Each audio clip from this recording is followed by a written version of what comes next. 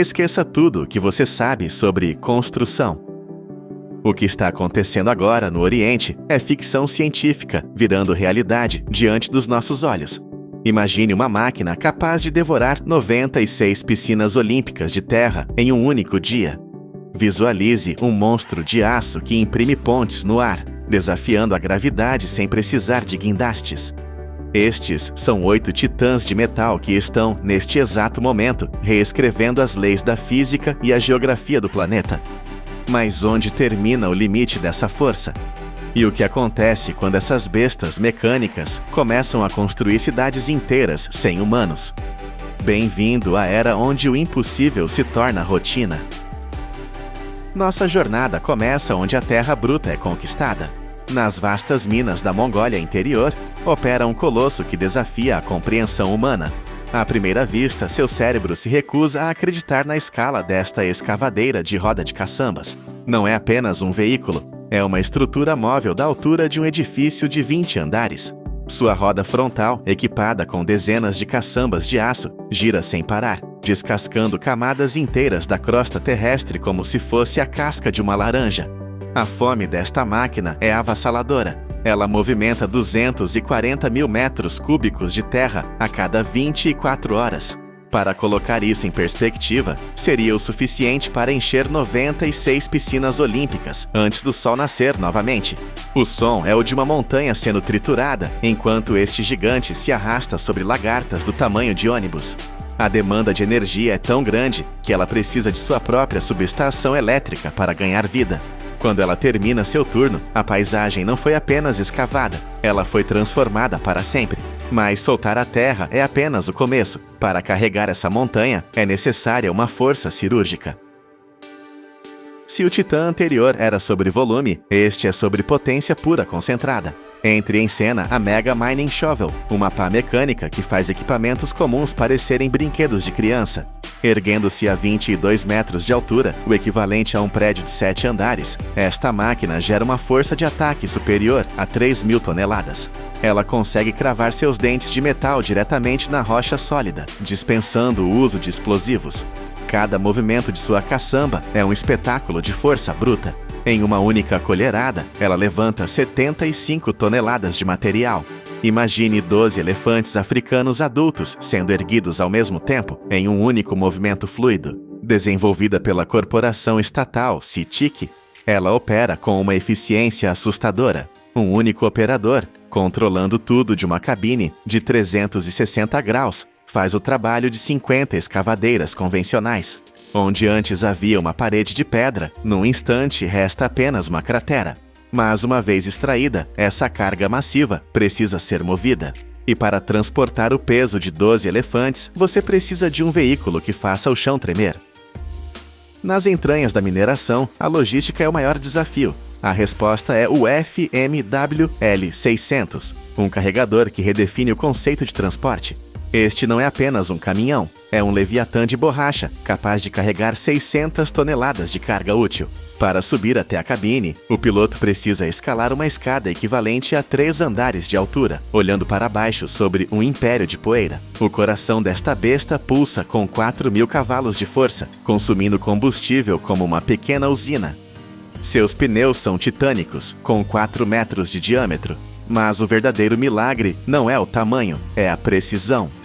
Sensores avançados permitem que este monstro manobre com a delicadeza de um dançarino, apesar de carregar o volume de 10 contêineres marítimos em sua caçamba. Quando ele acelera com carga total, a Terra literalmente treme em um raio de 100 metros. É um terremoto mecânico controlado. Dominamos a superfície e as montanhas. Mas o que acontece quando a Terra acaba e tudo o que resta é o mar? A resposta é simples: nós criamos a Terra. Deixamos a poeira das minas e olhamos para o oceano, onde opera o Tiancun, uma embarcação que brinca de ser Deus. Este não é um navio comum, é uma fábrica flutuante de ilhas artificiais.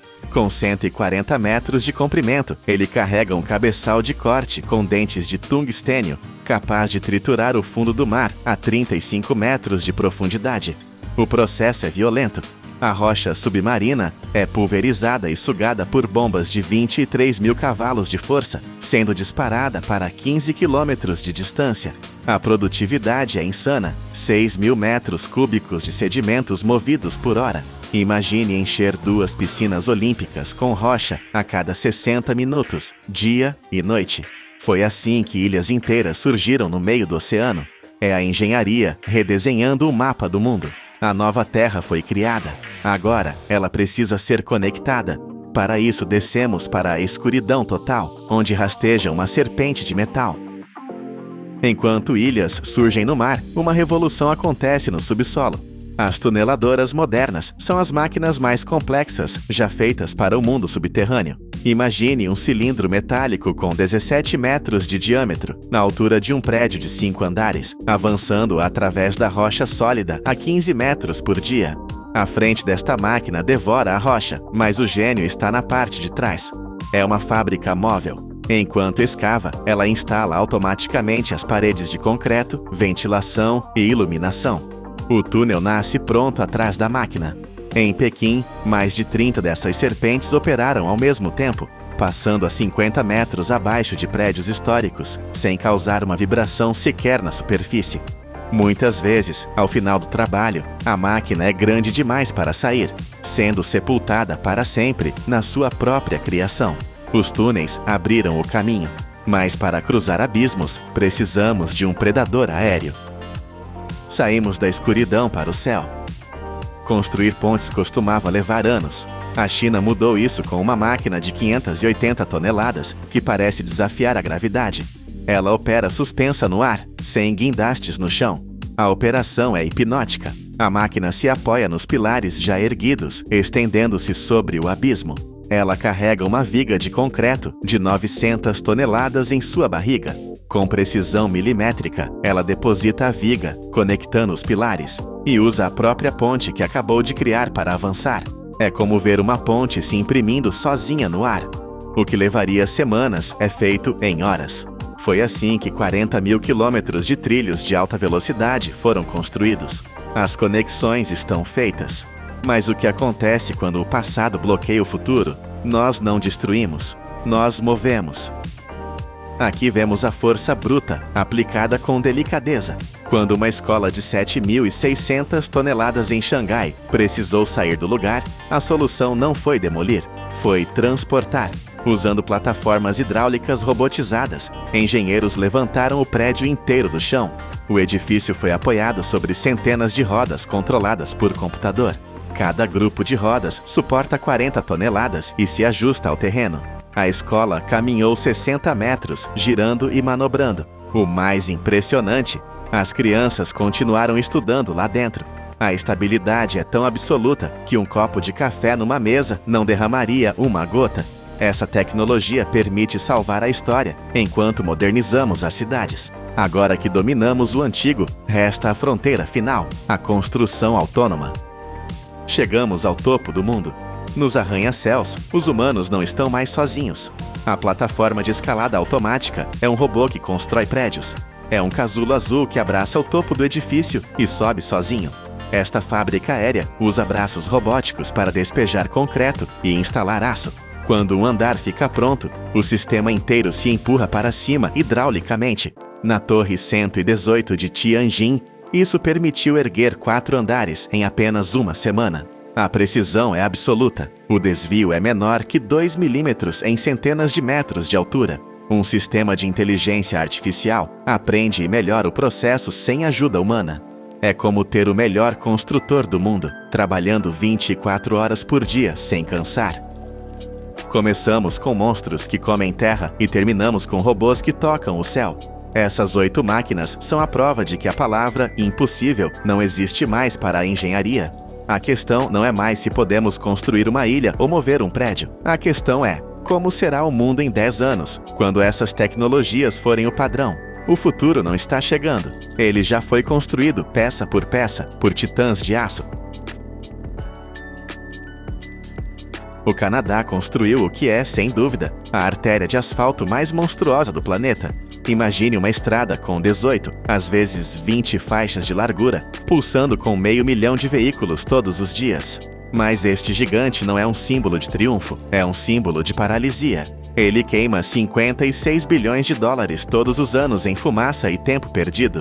Para salvar a economia, os engenheiros propuseram um plano que parece saído de um filme de ficção: enterrar um rio de aço de 50 quilômetros de extensão bem debaixo da cidade. O custo? 130 bilhões de dólares. Será este o projeto que salvará a América do Norte ou a maior armadilha financeira da história? Para entender por que alguém consideraria gastar uma fortuna tão inimaginável, você precisa primeiro sentir o desespero que reina na superfície. A rodovia 401 não é apenas uma estrada, é a espinha dorsal de toda a economia canadense. Estendendo-se por 828 quilômetros, desde a ponte Ambassador, em Detroit, até a fronteira de Quebec, ela carrega o peso de uma nação. Quando foi inaugurada em 1953, era uma via modesta de 2 pistas, prometendo liberdade e velocidade, mas o progresso tem um apetite insaciável. Em apenas uma década, ela inchou para 12 pistas. Hoje, em Toronto, ela se expandiu para 18 ou 20 faixas, tornando-se um dos gargalos mais notórios de todo o continente norte-americano.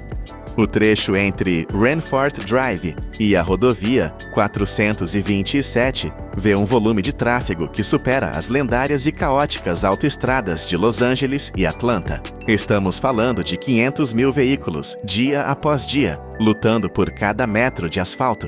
Imagine a cena na hora do rush. Um oceano de luzes de freio vermelhas, estendendo-se até onde a vista alcança, motores queimando combustível inutilmente, motoristas presos em gaiolas de metal.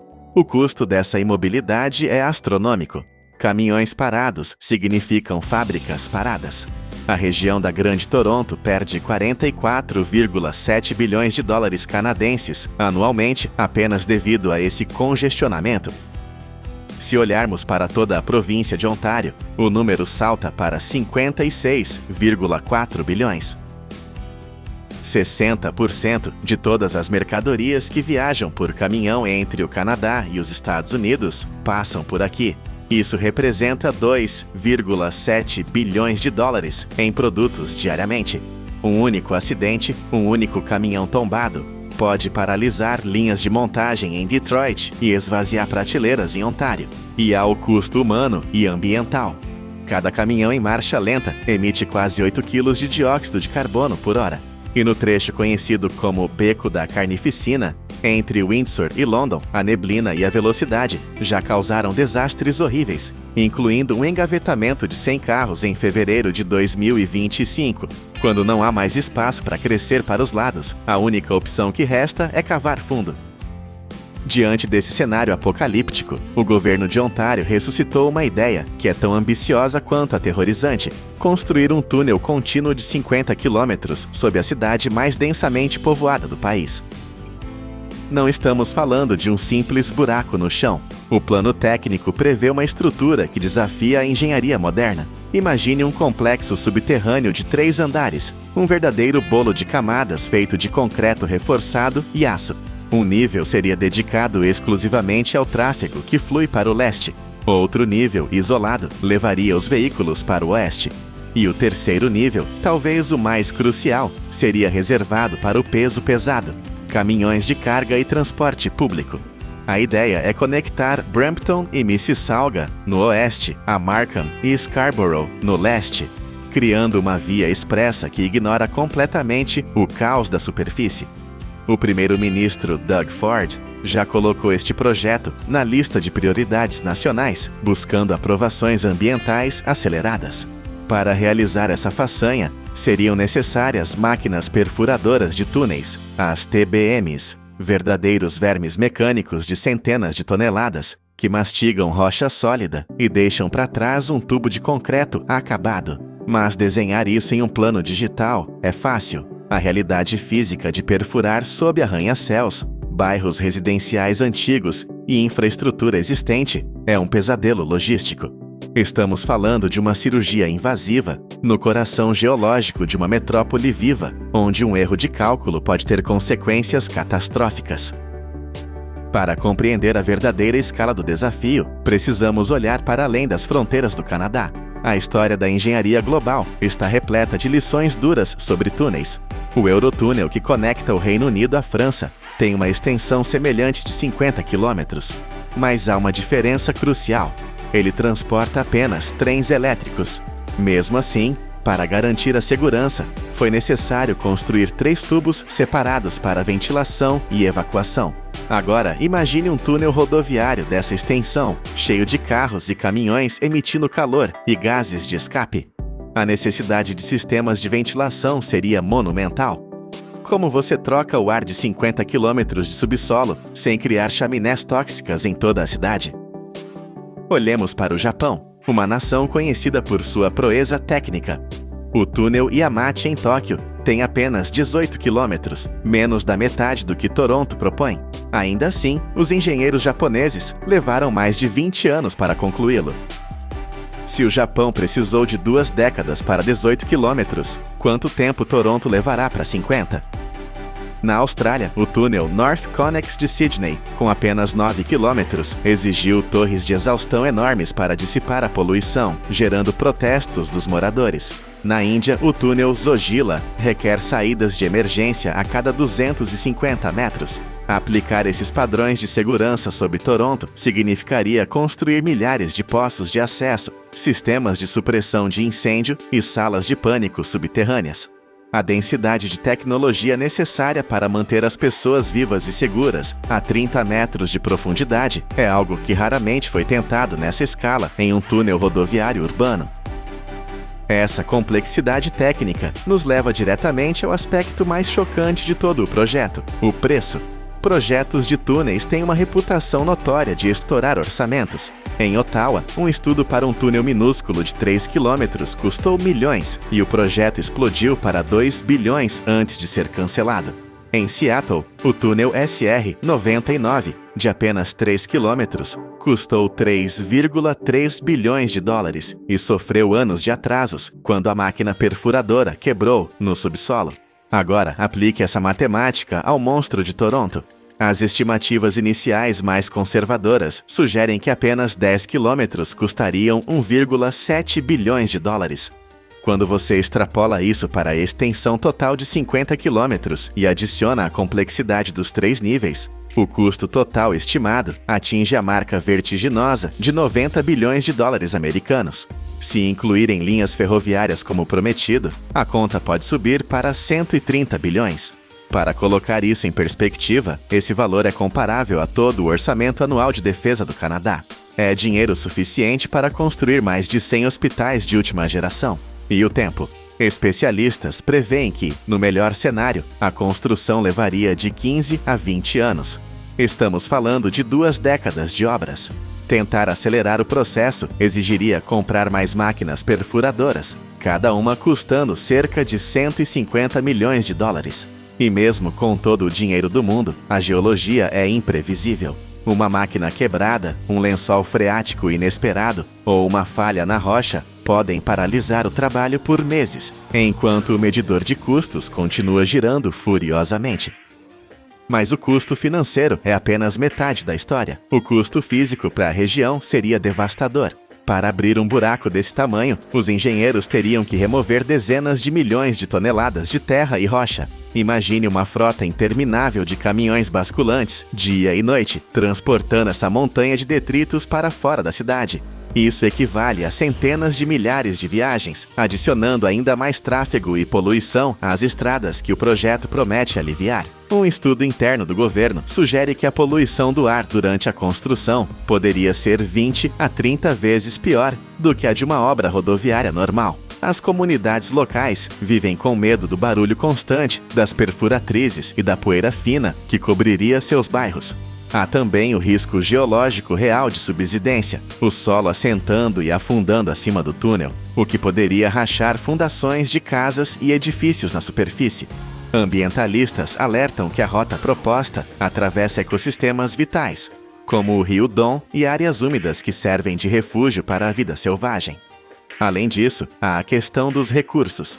Um projeto dessa magnitude agiria como um buraco negro para materiais de construção. Ele sugaria todo o suprimento de concreto e aço de Ontário. Isso criaria uma escassez artificial, fazendo disparar os preços para qualquer outra pessoa que quisesse construir uma casa, um hospital ou uma escola. O mercado de construção da província poderia ficar paralisado, refém de um único megaprojeto. No entanto, apesar dos riscos titânicos e do caos potencial, há um argumento sedutor que mantém o projeto vivo. Se funcionar, os benefícios seriam transformadores. Modelos do Ministério dos Transportes mostram que, sem intervenção, até 2031, as viagens na atual rodovia 401 demorarão 90 minutos a mais do que hoje. O túnel promete apagar esse futuro sombrio. Ao desviar caminhões e trânsito de passagem para o subsolo, a superfície voltaria a fluir. Isso teria um efeito cascata em toda a cadeia de suprimentos da América do Norte. Fábricas em Detroit receberiam peças a tempo. Armazéns em Ontário operariam com eficiência máxima. A economia de combustível e horas de trabalho seria imensa. Além disso, um túnel é um ambiente controlado. Sem cruzamentos, sem saídas abruptas, sem neve ou chuva, o risco de acidentes cai drasticamente. A segurança seria incomparável. E há a promessa de transporte público rápido. Trens ou ônibus voando pelo subsolo a velocidades constantes, incentivando as pessoas a deixarem seus carros em casa.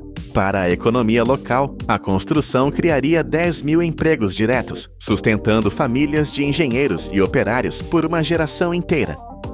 Estamos diante de uma encruzilhada histórica. O túnel sob a rodovia 401 é a maior aposta de infraestrutura já concebida na América do Norte.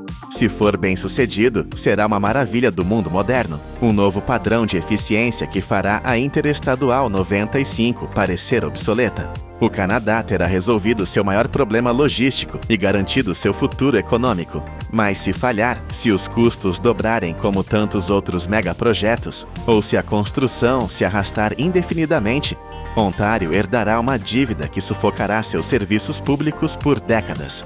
Será um monumento inacabado à ambição desmedida. As máquinas ainda estão silenciosas. O solo ainda está intacto. Mas a decisão precisa ser tomada. Continuar sangrando bilhões no congestionamento ou arriscar tudo em uma visão subterrânea. A única certeza é que o preço de não fazer nada já se tornou alto demais para pagar. Será que um metal pode arder com uma intensidade superior à da própria superfície solar? Parece impossível, mas existe um elemento que faz isso e que, neste exato momento, sustenta o nosso mundo moderno. Imaginem um material mais leve do que o plástico, mas capaz de suportar cargas que destruiriam o aço. Ele está escondido na água do mar e preso em rochas antigas. Para o extrair, precisamos de filtrar oceanos inteiros e vaporizar pedras num inferno de fogo. Hoje vamos ver como a engenharia transforma a água salgada na armadura do futuro. Bem-vindos ao poder da indústria. O magnésio é, sem dúvida, o metal que desafia todas as nossas intuições. Ele possui uma leveza que parece enganar a gravidade. Pesa apenas 0,063 libras por polegada cúbica, o que o torna 1,5 vezes mais leve do que o alumínio e quase 4 vezes mais leve do que o aço denso que usamos na construção. Se segurarem um bloco deste metal, ele parece oco, quase sem substância, mas não se deixem enganar. Em ligas modernas, ele demonstra uma força titânica, mas o que realmente choca é a sua relação violenta com o calor. Quando este metal desperta, ele não apenas queima, ele explode em luz. A sua chama atinge temperaturas próximas de 3.500 graus Fahrenheit. É um brilho tão feroz e cegante que olhar para ele sem proteção é impossível. Foi essa fúria luminosa que fez dele a estrela dos antigos flashes fotográficos e da pirotecnia. Quando queima, parece que alguém capturou um raio de sol concentrado e o libertou na terra, deixando para trás apenas uma fumaça branca de óxido. Na natureza, porém, ele nunca aparece nesta forma pura e perigosa. Ele é um prisioneiro, trancado em minerais como a dolomita ou dissolvido na própria água do mar. As estimativas dizem-nos que os oceanos guardam um tesouro de mais de 1,3 trilhões de toneladas deste metal. É uma reserva quase infinita, mas extraí-lo da água é um desafio que exige uma engenharia colossal. Visualizem agora uma instalação industrial na costa, onde o oceano deixa de ser uma paisagem para se tornar a matéria-prima bruta. Tudo aqui opera numa escala gigantesca, movido por um sistema de bombas que nunca dorme. Tubulações imensas sugam o mar, movendo milhares de galões de água por hora, num fluxo contínuo e ensurdecedor. Essa água é despejada em bacias que parecem lagos artificiais, onde passa pela primeira filtragem para remover a areia, os detritos e a vida marinha. É aqui que a mágica visual começa. Em tanques enormes, máquinas automáticas injetam uma pasta de hidróxido de cálcio na água salgada. A precisão é absoluta. Aos nossos olhos, é como ver uma transformação alquímica. A água transparente do mar começa a turvar-se, transformando-se num líquido leitoso e espesso. É como se um pó branco estivesse a agarrar o magnésio invisível e a transformá-lo em flocos sólidos. Enquanto essa reação química acontece, misturadores gigantescos, semelhantes a hélices de aviões deitadas, giram lentamente através da piscina. Eles agitam este leite industrial em silêncio, garantindo que o sedimento se forme de maneira uniforme e não se acumule em montes inúteis. Com o tempo, a gravidade faz o seu trabalho. As partículas pesadas descem e assentam no fundo, formando uma camada densa e cinzenta que se parece exatamente com o cimento molhado. A água limpa é devolvida, mas aquele lodo no fundo é o ouro que procuramos. Ele é sugado por sistemas de vácuo poderosos, iniciando a sua jornada para deixar de ser lama e tornar-se metal. Mas esta lama ainda está encharcada. O próximo passo é brutal. O sedimento é lavado e depois atirado para fornos de secagem massivos, onde ventos de ar quente removem a umidade em questão de minutos. Quando a massa se torna um pó seco e quebradiço, a temperatura sobe drasticamente. Entramos na fase dos fornos de ustulação.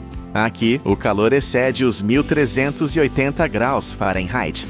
Imaginem uma fita interminável de pó branco a entrar numa boca de fogo e a sair transformada em óxido de magnésio. Mas a verdadeira violência controlada acontece na eletrólise. O óxido é misturado com sais e atirado para celas seladas, onde a temperatura derrete tudo. As paredes de metal da câmara brilham num vermelho vivo, pulsando com o calor.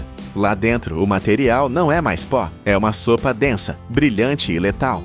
É então que uma corrente elétrica de alta voltagem atravessa essa sopa. Se pudéssemos olhar lá para dentro sem cegar, veríamos o magnésio a separar-se quimicamente, formando gotículas prateadas que, por serem mais leves, sobem à superfície como bolhas de azeite na água. Essas gotas são recolhidas por conchas mecânicas e, finalmente, o que era a água do mar solidifica-se em lingotes de prata brilhante. Mas e se não tivermos mar? E se a fonte for uma montanha?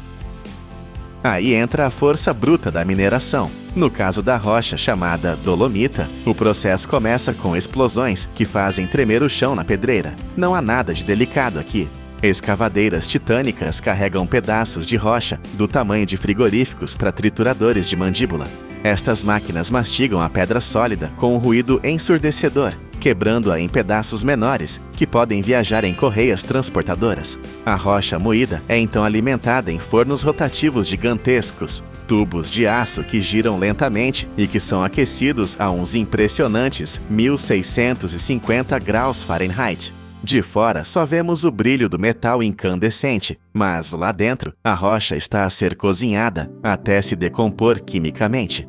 O mineral divide-se, libertando o magnésio da sua prisão de cálcio. Ao sair deste inferno rotativo, o material é arrefecido por jatos de ar poderosos, preparando-se para o passo mais fascinante de todos. É aqui que a indústria deixa de parecer uma fábrica e começa a parecer um filme de ficção científica. Entramos na fase de redução a vácuo, o chamado processo Pigeon. A dolomita processada é misturada com reagentes e colocada em reatores que parecem tambores enormes. Tudo isto é alimentado num forno de redução, onde a temperatura sobe para níveis aterrorizantes, mais de 2550 graus Fahrenheit. O calor é tão intenso que o ar à volta brilha com uma luz vermelha difusa. Nestas condições extremas, acontece algo mágico. O metal não derrete, ele evapora.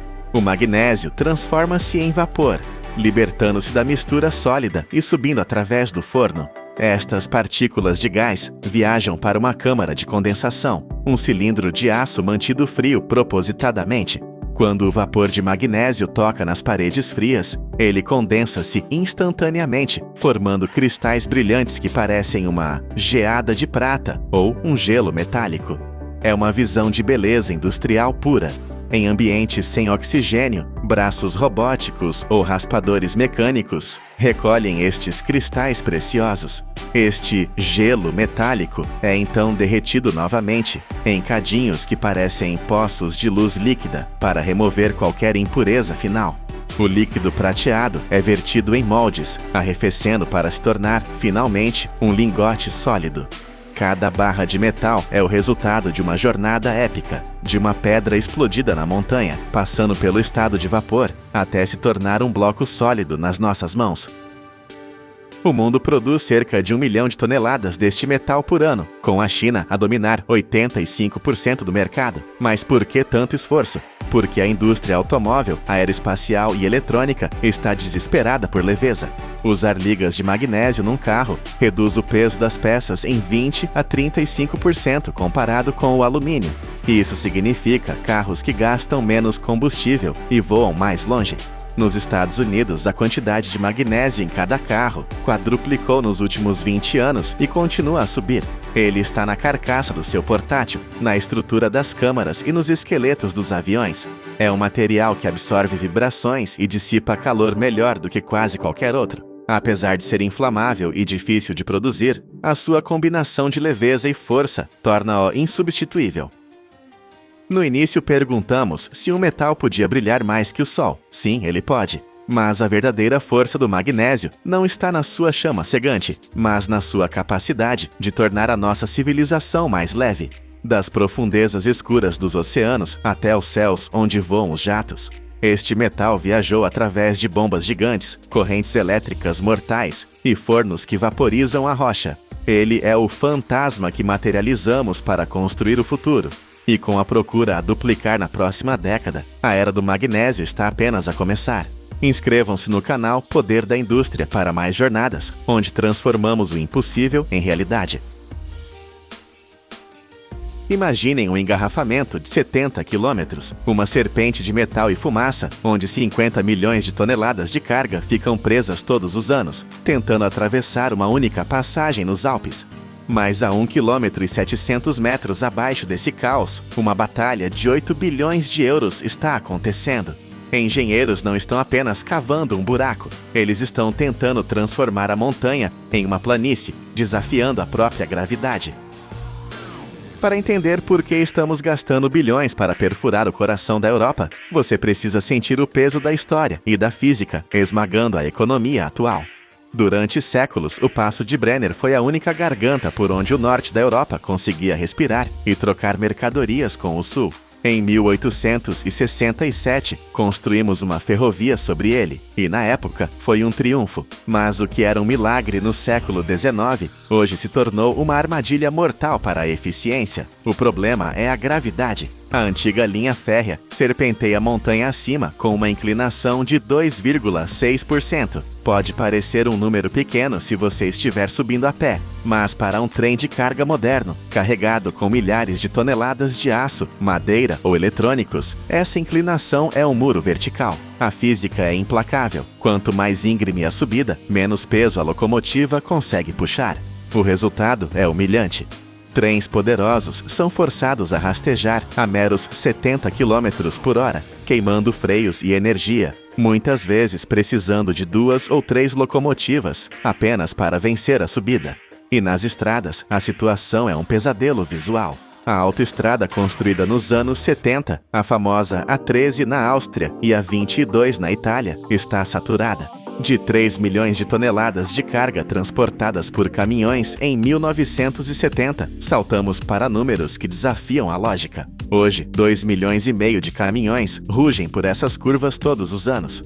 É uma torrente incessante de borracha e diesel que transforma os pitorescos Alpes em um corredor de poluição sonora e atmosférica. As restrições impostas para salvar o meio ambiente apenas criam filas de caminhões que se estendem por 43 milhas, paralisando o comércio. A Europa está sofrendo um ataque cardíaco logístico e a única cirurgia possível é radical.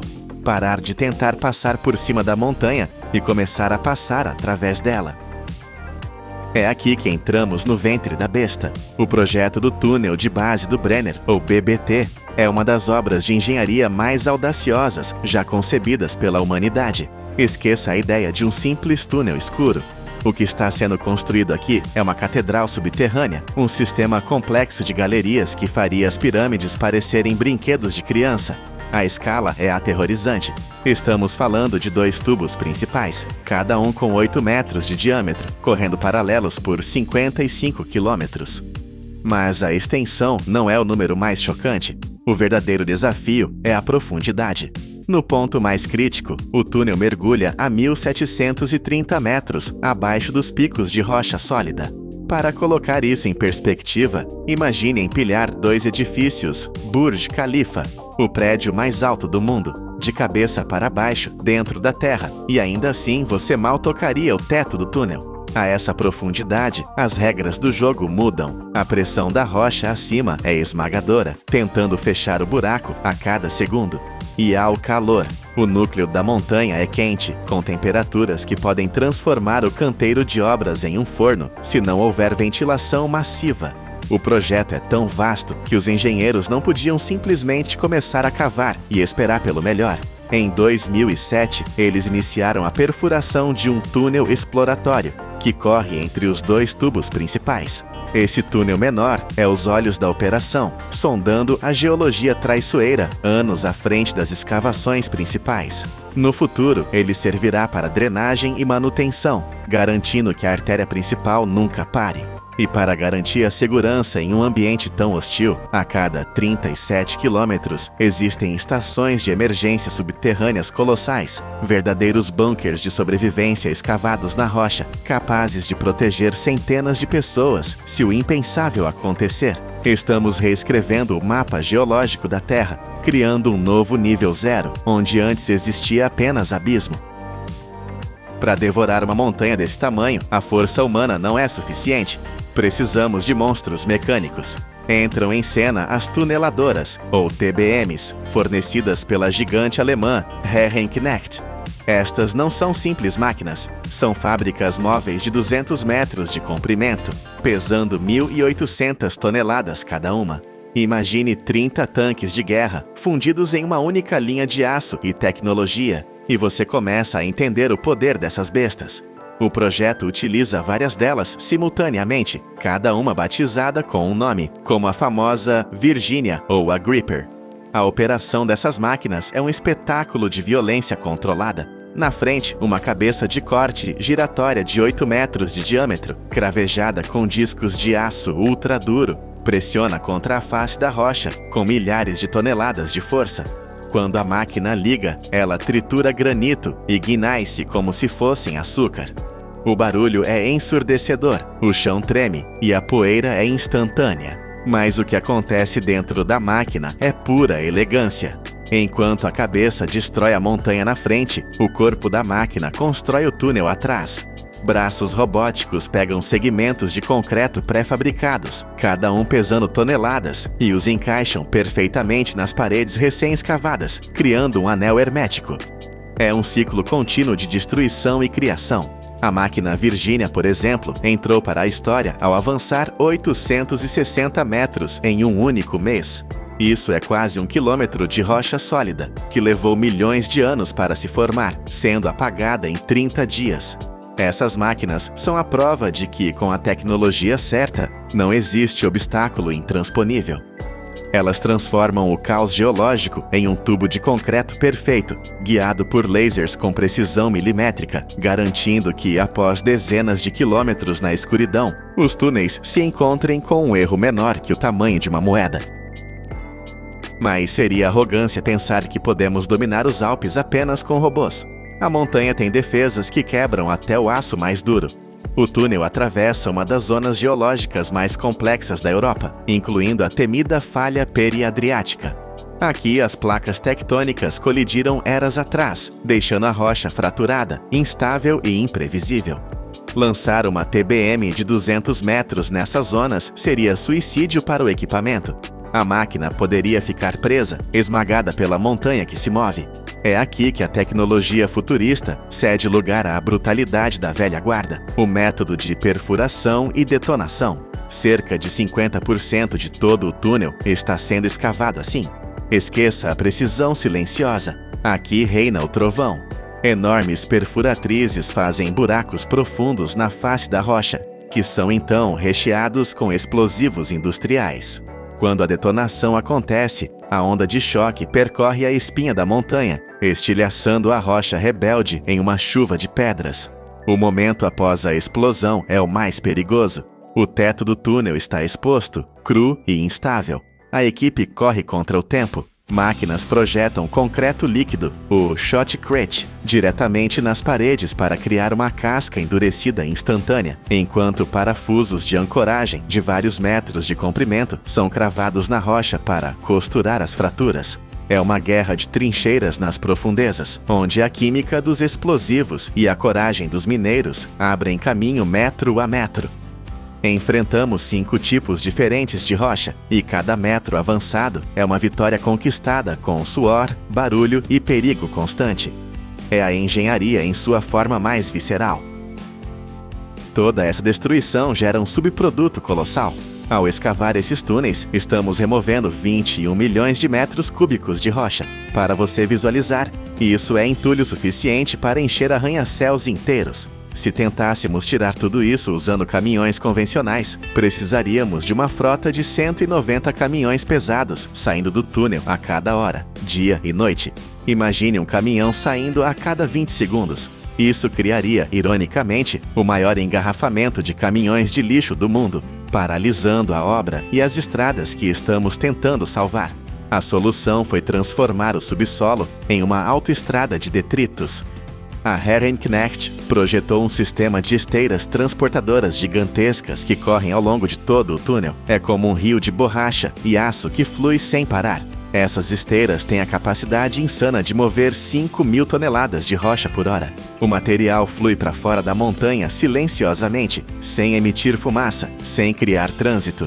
E o mais impressionante, esse lixo é ouro. Parte da rocha extraída é processada ali mesmo, triturada e misturada para fazer o próprio concreto que reveste o túnel. O que era obstáculo vira estrutura. O restante é usado para paisagismo e aterros controlados. É um ciclo logístico perfeito, onde a montanha que estamos destruindo nos dá a matéria-prima para construir nossa passagem. Sem esse sistema de esteiras, o projeto de 8 bilhões de euros teria sufocado em seu próprio pó nos primeiros meses. Todo esse esforço, o calor, as explosões e os bilhões investidos convergem para um único objetivo geométrico: criar uma linha plana. Quando o último metro de trilho for assentado, previsto para o início da década de 2030, teremos realizado um milagre. O novo túnel de base do Brenner elimina a inclinação assassina dos Alpes. O novo gradiente será quase horizontal, variando entre 0,4% e 0,7%. A diferença é brutal. Para uma locomotiva, é como sair de uma escalada íngreme e começar a patinar no gelo. Trens de carga não precisarão mais rastejar. Eles poderão viajar a 120 km por hora, puxando o dobro do peso com facilidade.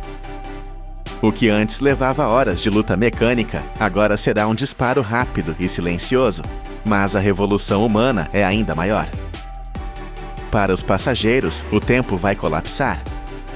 A viagem de Innsbruck a Bolzano, que hoje leva 2 horas tortuosas contornando precipícios, será feita em apenas 50 minutos. Trens de alta velocidade voarão pela escuridão do túnel a 250 km por hora. O passo de Brenner deixará de ser uma barreira e se tornará um teletransporte. E isso é apenas uma peça do quebra-cabeça. O BBT é a chave do corredor escandinavo-mediterrâneo, uma mega rota de 3.000 milhas que conecta Helsinki, no gelo do norte, até Valletta, no calor de Malta.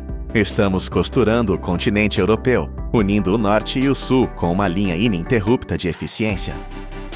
Começamos olhando para um engarrafamento de 43 milhas, com motoristas exaustos olhando para os Alpes como uma muralha indiferente. Em breve, essa imagem será apenas uma memória. Em 2032, essas montanhas se tornarão transparentes. O que a natureza levou eras para erguer como um muro, a engenharia humana transformou em uma porta aberta. O túnel de base do Brenner é a prova de que não existem barreiras absolutas quando a necessidade encontra a tecnologia. Onde hoje existe fumaça e atraso, amanhã existirá o fluxo limpo e veloz. Estamos remodelando a crosta do nosso planeta para servir ao nosso futuro, transformando a pedra bruta na artéria vital de uma civilização. Isso é o verdadeiro poder da indústria. Com que frequência você atualiza seu computador? A cada 2, talvez 5 anos. E o seu celular? Aquele carro antigo que finalmente foi para o ferro velho? Cada máquina que deixamos para trás, cada pedaço de metal que consideramos lixo, contém dezenas de metais preciosos. Estes não são materiais comuns. Eles foram originalmente extraídos da terra, com um custo imenso de suor, energia e engenharia, e agora parecem inúteis. Mas é aqui que a verdadeira história começa. Você está olhando para o ponto de partida de uma indústria global que movimenta mais de 700 mil milhões de dólares. E dentro dessas instalações colossais, esses metais não morrem, eles renascem. O que parece ser um cemitério de sucata é, na verdade, o berçário de recursos futuros. Mas como? Como é que se pega nesta montanha caótica de aço retorcido, plástico misturado e fios de cobre e se desfaz este nó? Como é que a humanidade transforma este lixo num metal tão puro e forte como no dia em que foi extraído, usando temperaturas de milhares de graus? Esta é a história de uma das transformações mais incríveis do planeta. Tudo começa aqui, um pátio de coleta de metal. À primeira vista, pode parecer um caos de poeira e aço rangendo, mas não se engane. Por trás desta fachada, existe um sistema logístico de uma complexidade e estratégia impressionantes. Isto não é um ferro velho, é uma mina urbana do século XXI que funciona de forma muito mais inteligente. Esta rede global de locais de coleta e armazenamento poupa ao planeta a extração de mais de 400 milhões de toneladas de minério de ferro todos os anos. Isso equivale a uma economia de centenas de bilhões de dólares em custos de mineração, transporte e tratamento de resíduos. O processo é de alta tecnologia e começa com o peso. Caminhões gigantes transportando o fim da vida útil da nossa sociedade têm de passar por balanças eletrônicas de 60 toneladas. Cada quilo de entrada é registrado com precisão. Nos centros mais modernos, a tecnologia de rastreamento por RFID, ou identificação por radiofrequência, monitora cada remessa. Isto não é exagero. É essencial para prevenir a perda de materiais imensamente valiosos, como o cobre, o alumínio ou o níquel, que poderiam perder-se no meio da confusão. O objetivo destas instalações é global. Países como o Japão, a Alemanha e a Coreia do Sul tratam-nos como elos vitais no comércio mundial de metais reciclados. Cerca de 30% a 40% de todo o fluxo de metal reciclado do mundo é enviado através dos oceanos. Dezenas de milhões de toneladas de sucata de aço são exportadas dos Estados Unidos para alimentar as siderúrgias da Índia, Turquia e Vietnã. O impacto ambiental disto é colossal. Cada tonelada de sucata devidamente recolhida evita a emissão de mais de 2 toneladas de dióxido de carbono. Esta fase, aparentemente simples, é a primeira linha de defesa da economia verde. Mas nesta forma caótica, irregular e volumosa, a sucata é um pesadelo logístico. Pior do que isso, é perigosa. Antes de poder ser transportada ou processada em segurança, ela precisa ser domada. É aqui que entra a força bruta. Carcaças de carros desmanchados, estruturas de máquinas industriais, chapas de metal retorcidas. Tudo é agarrado por garras hidráulicas e atirado para dentro dos compactadores. O que acontece a seguir é uma demonstração de pura potência. Os sistemas de compactação modernos geram uma pressão implacável de até 3.000 psi. Esta força comprime centenas de quilos de metal numa questão de minutos, transformando o caos num bloco denso e sólido. Os fardos resultantes medem tipicamente entre 24 a 40 polegadas de cada lado, maximizando o espaço em contentores ou caminhões. Mas a verdadeira razão para isto não é apenas poupar espaço, é segurança. As apostas aqui são altíssimas. A compressão total elimina os espaços vazios traiçoeiros dentro da sucata, vazios que poderiam conter gases inflamáveis, resíduos de óleo ou, o mais perigoso de tudo, baterias de lítio defeituosas. Uma única bateria esquecida, se esmagada de forma errada, poderia causar um incêndio ou explosão durante o transporte. Graças a este passo, o que era caótico e perigoso torna-se um bloco de metal compacto e gerenciável. As peças grandes foram contidas, mas e quanto aos milhões de componentes mais complexos e misturados? Motores, computadores, eletrodomésticos, feixes de fios. Estes itens são uma mistura de dezenas de materiais diferentes, todos ligados fisicamente. Para os separar, é preciso mais do que pressão. É preciso uma destruição total. Eles são enviados para o coração pulsante da linha de reciclagem, o triturador. Dentro da câmara de esmagamento, martelos de aço pesado, girando a velocidades vertiginosas, de 50 a 2.000 rotações por minuto, atingem a sucata repetidamente. O som é ensurdecedor. A força rasga o metal em fragmentos de apenas alguns centímetros, ou até milímetros. A eficiência é de cair o queixo. Um único sistema de trituração, dependendo do seu design, pode processar de 5 a 100 toneladas de sucata por hora. Mas o objetivo principal desta violência controlada não é apenas reduzir o tamanho, é quebrar as ligações físicas. Esta força incrível é o que finalmente liberta os materiais valiosos. É o que separa os fios de cobre da sua isolação plástica. É o que racha os núcleos de aço dentro dos motores e liberta o cobre e o estanho das placas de circuito impresso. O que era um motor, agora é uma pilha de seus componentes básicos. Agora que os materiais estão fisicamente livres, começa a verdadeira magia da engenharia. O fluxo misturado de fragmentos é transportado para uma correia, como separar o aço do alumínio, o cobre do plástico. O primeiro passo é a força bruta magnética. Um ímã de alta potência, geralmente um tambor rotativo, está suspenso sobre a correia. Ele gera um campo magnético intenso. E imediatamente todas as peças ferrosas, fragmentos de ferro e aço, são arrancadas do fluxo. Elas são literalmente puxadas para cima, contra a gravidade, e desviadas para um contentor separado. O resto, os metais não ferrosos como alumínio e cobre, e os não metais como plástico e borracha, continuam. Mas as máquinas, por mais poderosas que sejam, não conseguem ver tudo.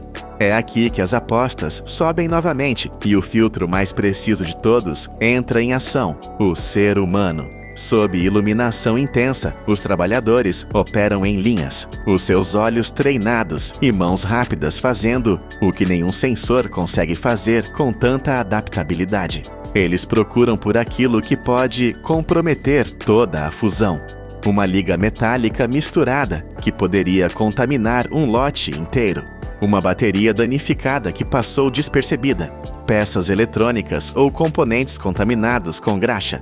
Um único erro aqui pode custar dezenas de milhares de dólares e arruinar toneladas de metal puro. Este filtro humano final é a garantia de que apenas o material mais limpo segue em frente. Depois de passar por esta dupla verificação rigorosa, a sucata, agora limpa e separada por tipo, está pronta para o seu renascimento. É aqui que ela enfrenta o fogo. Dependendo do material, ela é enviada para fornos diferentes. O aço e o ferro fundido vão para fornos a arco elétrico. O alumínio, o cobre e o zinco vão para fornos de indução. Dentro destes gigantes, as temperaturas atingem níveis quase inimagináveis, até 2.500 graus Fahrenheit, ou cerca de 1.370 graus Celsius. É calor suficiente para transformar o metal sólido num lago uniforme de metal líquido brilhante, mas isto não é apenas derreter, é refinar. Dentro do forno, o metal fundido é constantemente agitado para garantir que a composição química seja perfeitamente uniforme. As impurezas mais leves, conhecidas como escória, flutuam para a superfície. Esta camada de impurezas é então removida, seja por braços robóticos ou manualmente, por trabalhadores que usam trajes especiais à prova de calor. Para ajustar o produto final, os operadores adicionam agentes de refino, como silício ou manganês, seguindo uma receita precisa para definir a força e a resistência à corrosão do novo metal. Até mesmo os fumos e o pó gerados durante este processo intenso são capturados por sistemas de filtragem de múltiplos estágios. Isto não só reduz as emissões, mas também recupera subprodutos valiosos como chumbo, estanho e zinco. O metal está agora no seu estado mais puro. O metal está líquido, purificado e pronto. Mas como transformar este rio de fogo de volta numa forma sólida e utilizável? A engenharia aqui divide-se em dois caminhos principais, dependendo do metal. O caminho do aço é o do lingotamento contínuo. É o padrão da indústria para a produção em massa. O aço fundido é derramado de forma constante num molde de cobre, que é intensamente resfriado com água. Isto é genial. O aço começa a solidificar-se de fora para dentro, formando uma casca sólida, enquanto o núcleo ainda está líquido. Esta fita de aço semissólida é então puxada para baixo por uma série de rolos, que a guiam e apoiam enquanto ela se solidifica completamente. O resultado são formas longas e contínuas, tarugos, quadrados, placas, planas ou bloco para forjamento. Estas formas são então cortadas em comprimentos padrão, usando maçaricos de oxicombustível. O caminho do alumínio é diferente, sendo um metal com um ponto de fusão mais baixo, cerca de 1220 graus Fahrenheit, 660 Celsius, e com uma condutividade térmica muito alta, o resfriamento deve ser controlado meticulosamente. Ele é frequentemente vertido em moldes de ferro, fundido ou aço, resfriados com água circulante. Qualquer variação muito rápida na temperatura pode causar rachaduras na superfície ou aprisionar gases no interior, arruinando o lingote. É um equilíbrio delicado entre calor e frio. O metal está sólido novamente, mas antes de poder ser enviado para construtoras ou fábricas de automóveis, ele deve passar na inspeção final e receber a sua proteção. As bordas irregulares dos lingotes de alumínio são aparadas. Cada peça é inspecionada visualmente para detectar microfissuras. Depois, vem a proteção contra o seu inimigo natural, a oxidação. Os lingotes ou bobinas são embrulhados em papel especial tratado com óleo antioxidação ou em filme plástico PE termoencolhível. Isto protege as superfícies limpas contra a umidade e o pó durante o transporte. Finalmente, cada pacote recebe a sua identidade. Uma etiqueta de alumínio gravada a laser ou um código QR é afixado. Isto não é um simples rótulo, é um passaporte de rastreabilidade completa. Ele contém o número do lote, a composição exata da liga, a data de produção, a linha de produção e todos os padrões de qualidade internos. Os feixes de vergalhões de aço são firmemente amarrados com cintas de aço galvanizado.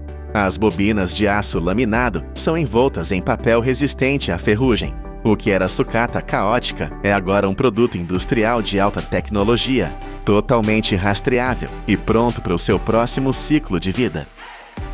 Mas você sabia? Esta indústria não só recicla metal, ela recicla energia. Pátios de reciclagem bem geridos podem reduzir o lixo sólido e as emissões tóxicas em até 70% em comparação com os aterros sanitários.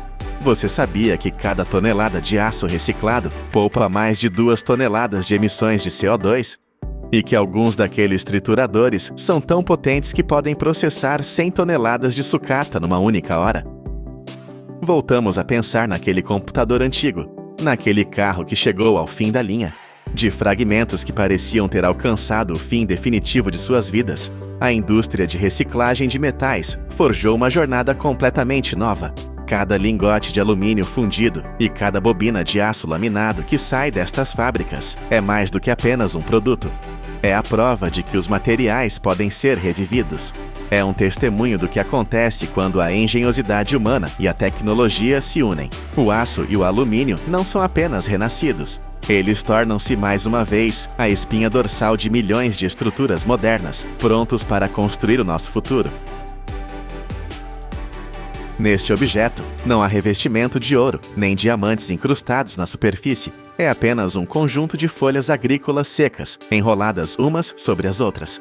No entanto, um único exemplar desta obra pode ser vendido por milhares de dólares e, em casos raros e exclusivos, atingir preços na casa dos milhões. O segredo Uma estatística invisível. Para criar uma única unidade autêntica, são necessários 600 pares de mãos humanas e 5 anos de espera. Bem-vindos ao mundo onde o tempo se transforma em fumaça. Para entender o valor real deste produto, precisamos primeiro olhar para o mapa global e apagar o que pensávamos saber. Durante décadas, a ilha de Cuba foi considerada o solo sagrado, o único lugar onde o tabaco atingia a perfeição. Mas a geografia do luxo mudou drasticamente. Hoje, o título de gigante mundial da exportação pertence à República Dominicana. Estamos falando de uma produção anual colossal, que excede 250 milhões de unidades.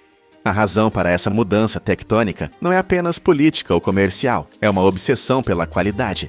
Marcas modernas elevaram a arte de enrolar a mão a um nível de precisão que desafia a engenharia. Mas, independentemente de onde é feito, seja na tradição cubana ou nas fábricas modernas dominicanas, este ainda é um produto que carrega um peso biológico real.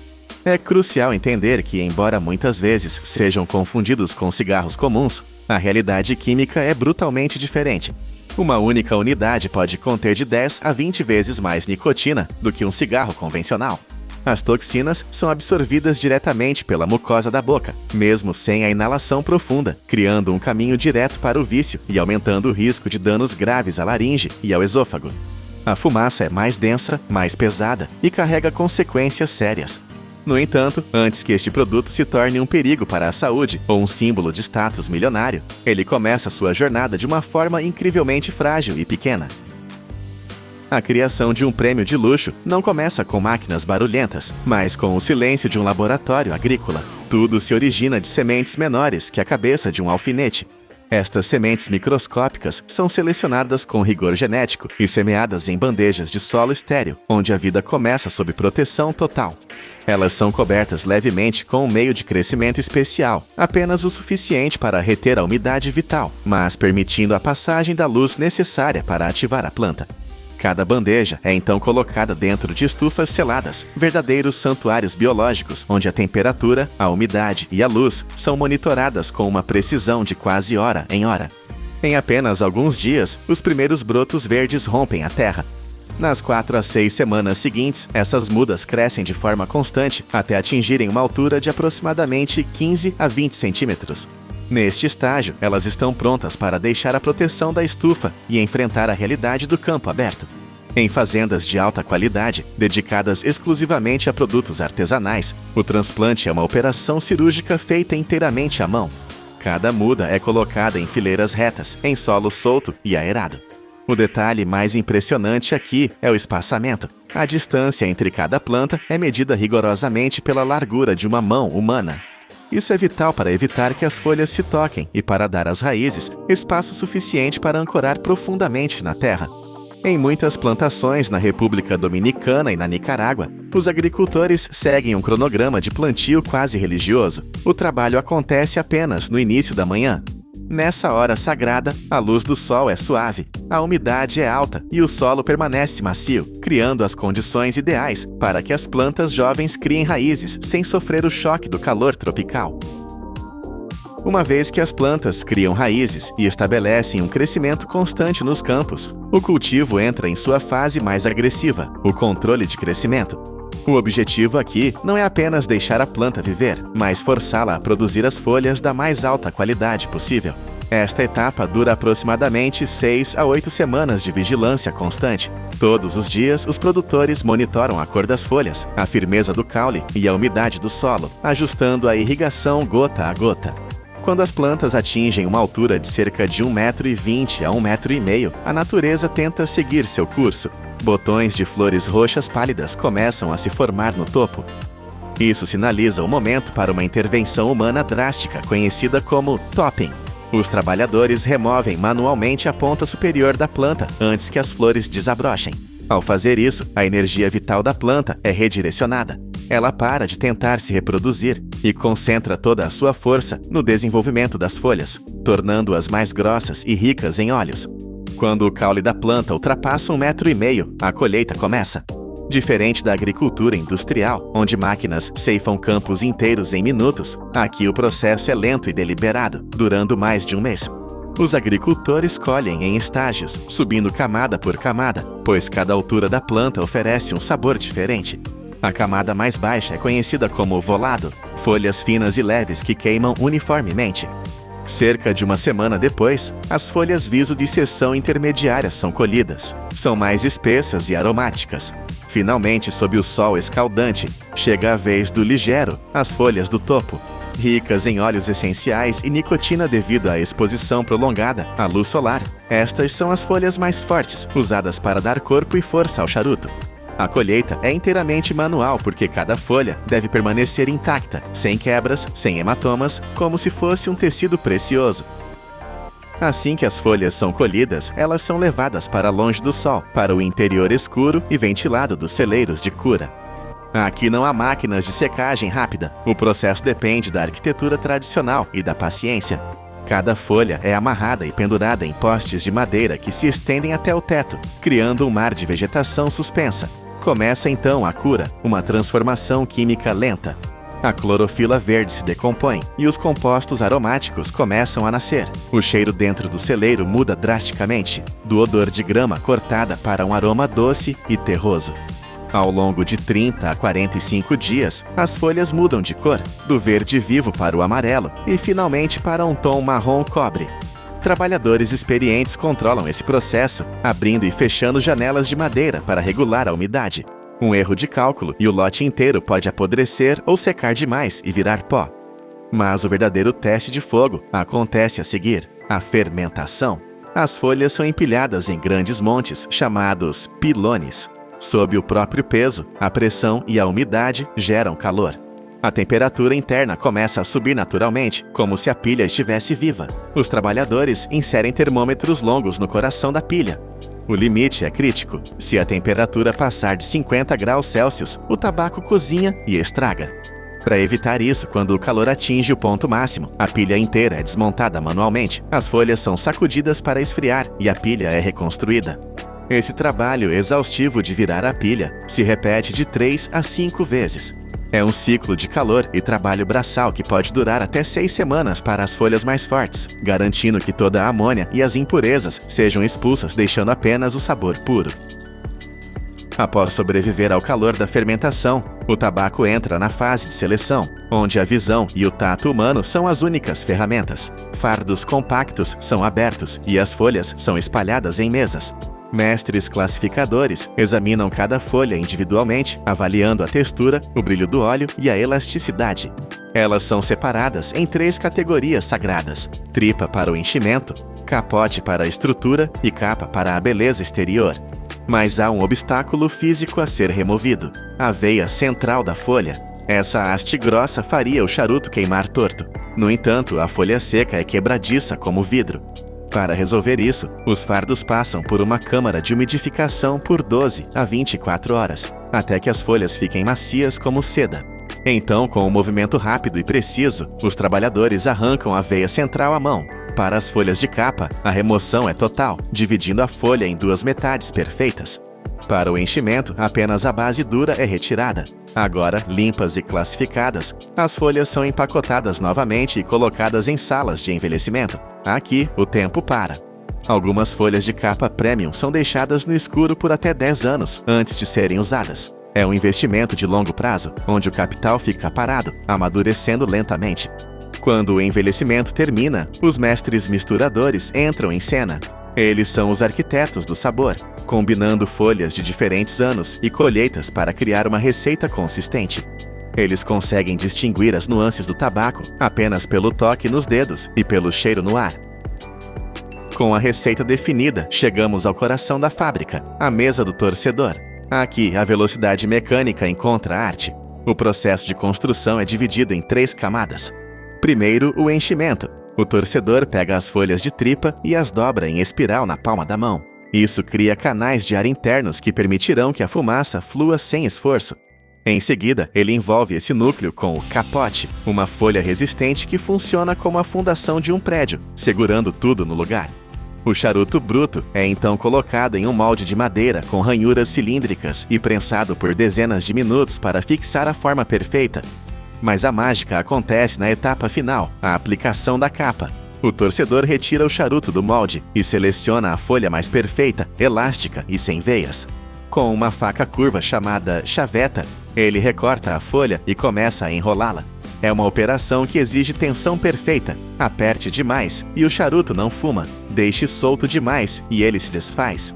O objetivo é fazer com que as emendas da folha desapareçam, criando uma superfície lisa e contínua.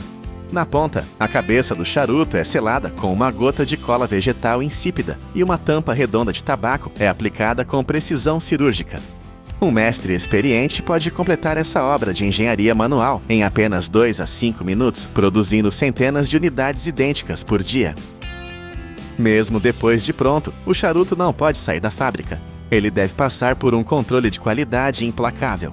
Inspetores especializados pegam cada unidade e agiram sob luzes fortes, procurando por falhas microscópicas na cor ou rasgos na capa. Mas o teste mais importante é o tato. Eles pressionam levemente o corpo do charuto para verificar a densidade. Não pode haver pontos vazios, nem nós duros que bloqueiem o fluxo de ar. Aprovados, os charutos são enviados para um repouso final em salas revestidas de cedro, onde a umidade é controlada para que os diferentes tabacos da mistura se casem e harmonizem seus sabores. Finalmente, chega a hora da embalagem. As caixas não são apenas recipientes, são cofres de madeira de cedro espanhol. O cedro é escolhido não pelo luxo, mas pela função. Ele retém a umidade e transfere um aroma amadeirado sutil ao tabaco. Charutos de linhas Ultra Premium podem receber anilhas colocadas à mão e certificados de autenticidade assinados pelo próprio torcedor, garantindo que aquele produto específico passou por todas as etapas rigorosas. Ao abrir uma dessas caixas, o que você vê não é apenas um produto de consumo, é um arquivo histórico. Cada camada, cada dobra, cada aroma é o resultado direto de gerações de conhecimento acumulado e de um esforço físico monumental. Fumar um charuto não é um hábito rápido para matar o tempo, é um ritual que exige pausa. Num mundo industrial obcecado pela velocidade e pela automação, estas folhas nos lembram de uma verdade esquecida: a qualidade suprema não pode ser apressada. Ela exige a colaboração de 600 mãos, a fúria controlada do calor e a paciência de anos silenciosos.